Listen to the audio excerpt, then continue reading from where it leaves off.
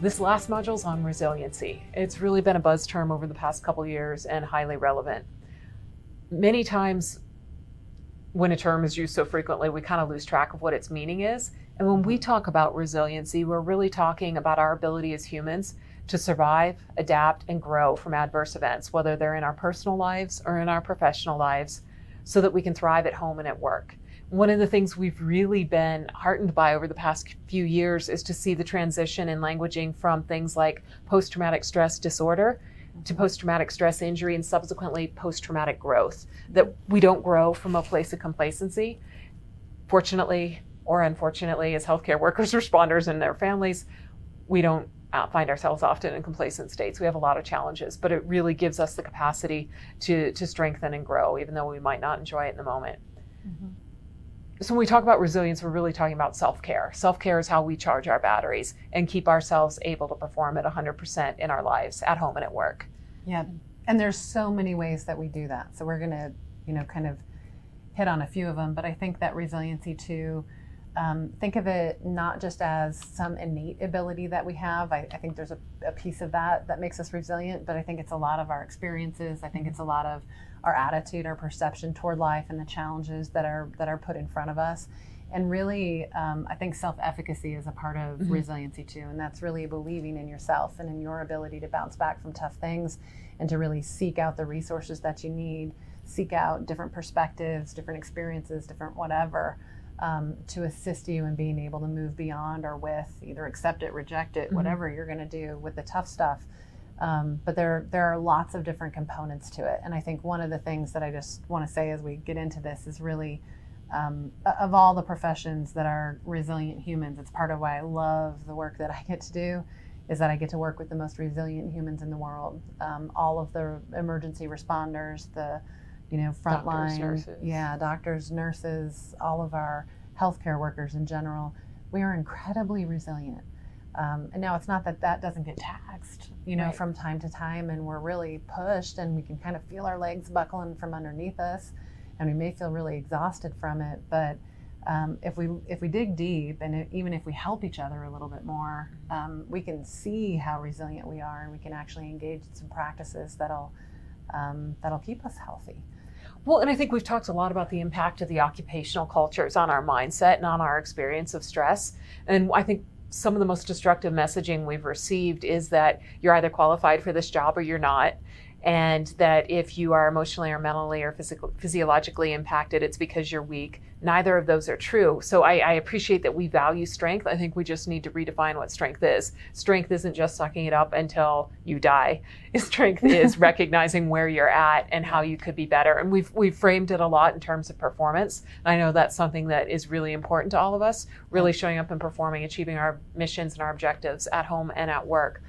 Resilience and self-care, that's the way we manage the stress in our lives so we can really show up the way we want to. And being strong is recognizing that, having the awareness, and then taking the steps to move forward. Yeah. And like Jamie said, everybody's resilient on some level, and we all have the capacity to develop it further. For better or for worse, we all have plenty of opportunity and adversity to really hone our resilient skills on. And in some ways, that's a blessing for us. One of the books that I really love, and I know Jamie loves also, is Man's Search for Meaning by Viktor Frankl. Short read, if you haven't checked it out, I highly recommend it.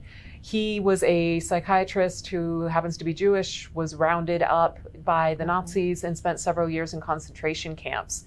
So his book he wrote when he was released, these ideas, these concepts can be distilled down to the one quote: everything can be taken from a man but one thing, the last of the human freedoms, which is to choose one's attitude in any given set of circumstances, to choose one's own way. And the thing that's so powerful is he wasn't sitting in an office in an armchair smoking a pipe thinking about this. He was in Auschwitz. And it's really just an impressive read, very impactful. It is. But it hits on, one of the keys. And I think that even when I go and train on resiliency for first responders and emergency responders, a lot of that resiliency piece is about not avoiding the bad, because we're not going to be able to avoid the bad. You are immersed in human suffering. You are dealing with things that are really, you show up on everybody's worst day, and then we somehow expect that we're not going to be impacted by it. No, you are. And it's figuring out, then how do I give myself the grace? How do I ensure that I got the mission right? Sometimes we only think we succeeded. This is, again, all perspective. Sometimes we think we only succeed if we saved them. We only succeeded if we fixed things. And you all know as well as we know that, I hate to say most of the time, but many times saving, fixing, somehow making something better for somebody, that's not always achievable. And sometimes the win is just the fact that somebody showed up and that you gave a shit while you were there. It matters. Those are the wins. And being able to sit back and think, okay, how do I reinterpret this negative event so that it doesn't cripple me, but it empowers me? We've all had horrible things happen in our lives. And if you haven't yet, you probably will. I joke that we all have to have a bite. That was pretty morbid, wasn't it? That was really morbid. But I joke that we all have to take a bite off of the shit sandwich at some point in our lifetime. And some people have a little bite. Some people end up with the 3-foot Subway party edition of that sandwich. But we have to figure out, how do we want to survive with it? Because we're here. And we have to wake up every day and put one foot in front of the other. And we may need those jobs that are super stressful, and we can't quit. We depend on those. And so we have to make the best out of it. And it is amazing how perspective and how you choose to look at the act of what it is that you're doing, and the ability to reinterpret the bad stuff and find that gratification in those good moments and connect with meaning and purpose. We're going to talk about that a little bit too, is so powerful. That when you feel like you have nothing left, it'll grab you by the spine, it'll pick you up, and it'll shove you forward, so that you can complete another day in a powerful way, in a meaningful way. So I think it's just powerful stuff, for sure. Well, and it ties in with the quote from Ernest Hemingway that we'll put up here. The best people possess a feeling for beauty, the courage to take risks, the discipline to tell the truth, and the capacity for sacrifice. Ironically, and those describe healthcare workers and responders, ironically, their virtues often make them vulnerable. They're often wounded, sometimes destroyed. But the catch to that is, unless they practice resilience and self-care practices to keep themselves charged. We have this amazing opportunity to serve the community while also strengthening and bettering ourselves. Sometimes that's hard to remember, especially with the magnitude of challenges that have been faced by our professions in the past couple years. Yeah. When it comes to resilience tools, the number one question is, what's the best resilience practice? We get that all the time.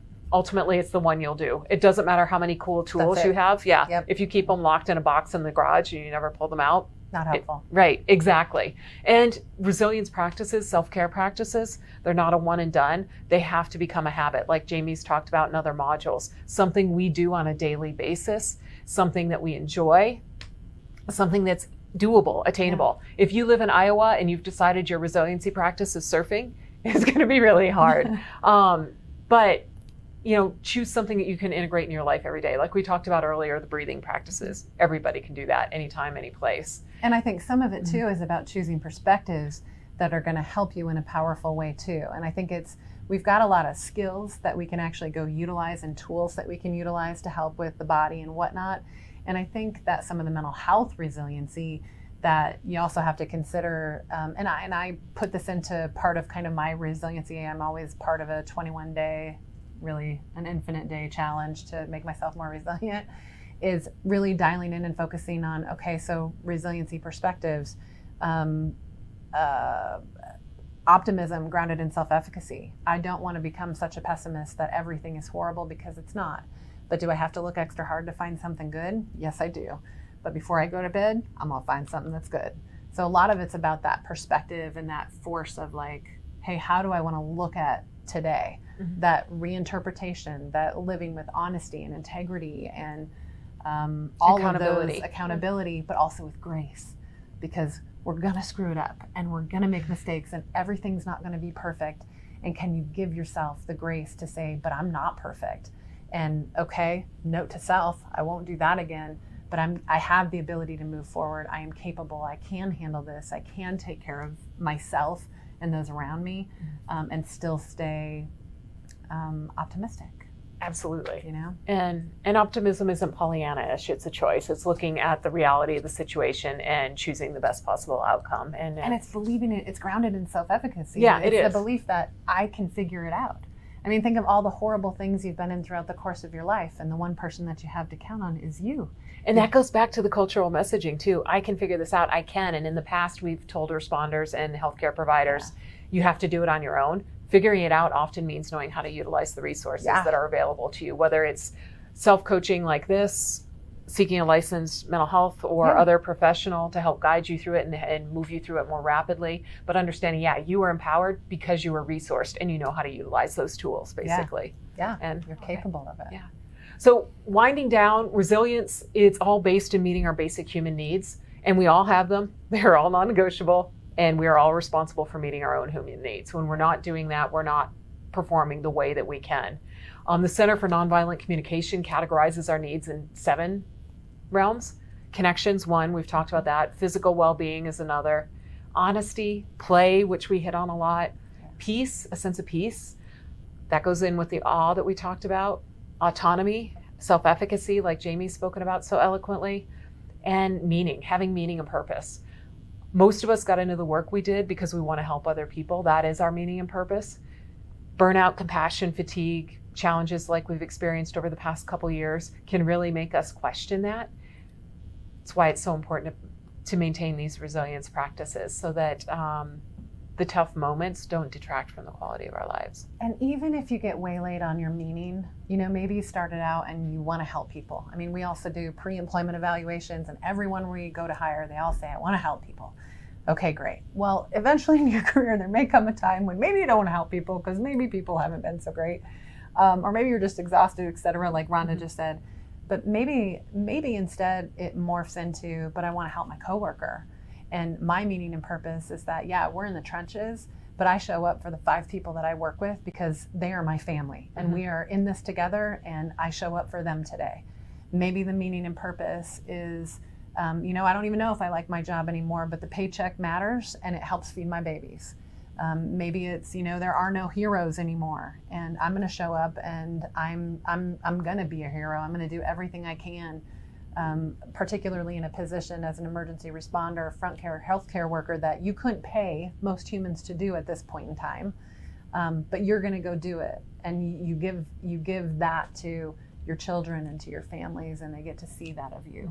There's so much meaning and purpose in the things that you all do, and sometimes it starts in one place, and we might lose it for a second. And when you try to think of your meaning, if you're not coming up with it right now, you need to find it, and we need to help each other find it. And that was one of the other big pieces that came out of Viktor Frankl's work, is that life doesn't have inherent meaning and purpose. It's up to us to define our own. And when our experience in life challenges what we thought our meaning and purpose were, it's really up to us to redefine them. So you either get crushed or you grow. And that's one of the pivotal decisions there. And I love that you brought up the teamwork, being there for your team members. HCA recently did a survey of a lot of their personnel, asking them what they liked most about their job. And that was the number one answer. I like my team, the people I work with, and I like what we accomplish together as a team. And that in itself can be the meaning and purpose. It can, but you need to find it. You do. Because it is the thing that will grab you by the spine and set you back up when you feel like you don't have anything left. So we've talked a lot about stress management. It ultimately comes down to regulating your nervous system, taking yourself out of overdrive and allowing yourself that recovery time, and maintaining your self-care, your resiliency practices. That's what charges your battery. Yeah. When you're on red, when you don't have anything left, you can't perform the way you want to. So that's what it distills down to. Again, all of these practices are individual. They're realms that help all of us choose what works for you, what you really enjoy, what you feel rewarded with, and that you can engage in a daily basis in your life. This is just a comprehensive overview. If this whetted your appetite for more information, please check out the U Responder Strong Wellness Tool. We have a ton of free content available for healthcare, for emergency responders and family members. The National Emergency Responder and Public Safety Center, NER PSC, also has a wealth of content available to all of these groups on their site. And we give special thanks to Uniform Advantage for having sponsored this stress management self-coaching series. We really appreciate their support. We are planning to add additional installments on this. Please check back, and please also let us know your thoughts. Thanks very much. Yeah, be well.